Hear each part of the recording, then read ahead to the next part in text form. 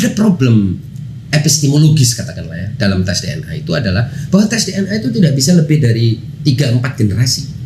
Karena saya baca sih antara 5 sampai 7. 5 sampai 7. Oke. Nah, kalau kesannya sudah deviasi. Terlalu menyebar lah. Terlalu menyebar dan deviasinya sangat kuat. Itu yang pertama. Yang kedua, reference point-nya siapa? Iya. Misalnya Imam Ali bin Abi Thalib, Imam Ja'far Shadiq, Imam Ali Al-Uraidi. Reference point-nya itu siapa? Kalau rujukannya ini tidak jelas atau tidak bisa dicetuskan dulu, dan itu harus dicetuskan mungkin 100 orang yang di 200-300 tahun yang ke depan, ya nanti kita ditarik kemana-mana dong. Ini yang menjadi perdebatan, dan saya kira di forum-forum DNA juga nggak ada orang yang menyarankan untuk melihat keturunan sampai 36 generasi melalui tes DNA. Bahkan Pak Irman, lembaga-lembaga fatwa ya fikih ini dalam soal ini ada kesepakatan di antara seluruh madhab. Arab Saudi lembaga fatwanya ini katakanlah madhab yang bisa dianggap Hambali atau yang Wahabi, yang Salafi yang keras ya. Kemudian Mesir yang bisa dianggap mewakili Ahlussunnah wal Jamaah mainstream, dan lembaga di Iran itu sepakat bahwa DNA tidak bisa menentukan nasab. Mereka semua sepakat. Kalau saya siap dan sudah pernah. Saya jadi nyatakan di sini saya sudah pernah tes DNA. Dan hasilnya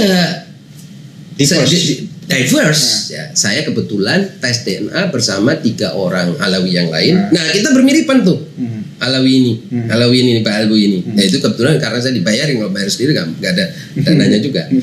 Dan untuk tes DNA itu supaya dia memiliki satu haplogroup yang akurat atau katakanlah cukup lengkap itu, dia harus banyak sampelnya. Jadi nanti dia membentuk kodenya sendiri. Saya nggak tahu ya, maksudnya ini kan harus banyak orangnya, berarti biayanya harus besar.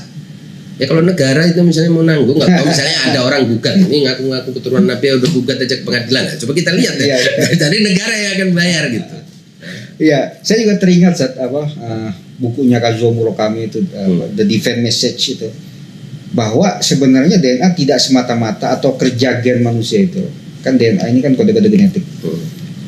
Tidak hanya dipengaruhi oleh keturunan, tapi juga lingkungan. Setuju. Jadi ya mungkin kalau guru Gembul mengatakan bahwa As-Sahab itu lebih mirip Pakistan India gitu. Ya wajar saja, mungkin karena banyak Saifi kan di sana. Iya, dan bin Syahab memang dulu pernah ada di sana juga, di Hyderabad ya, daerah yang terkenal di India itu. Ada migrasi keluarga bin Syahab ke India, sangat mungkin. Dan tidak menutup kemungkinan juga, bukan tidak menutup, bahkan saya pastikan di dalam darah saya ini ada berbagai macam etnik lain. Yang sudah pasti nenek saya dari ayah itu ada Belanda. Kemudian nenek saya dari ibu ada Cina. Nenek saya dari ibu ada orang Jawa, Pasuruan. Ya, orang Jawa, bahkan nenek saya orang Jawanya lebih banyak. Jadi pasti ini darah Jawanya udah pasti banyak. Dan antum lahir dan besar di Jawa. Makanan Jawa, minuman Jawa. Itu kan membentuk juga. Nah, jadi pasti. Dan saya bangga. Gak ada masalah, senang dengan kejawaan saya. Saya bangga, saya senang. Dan itu kehormatan buat saya.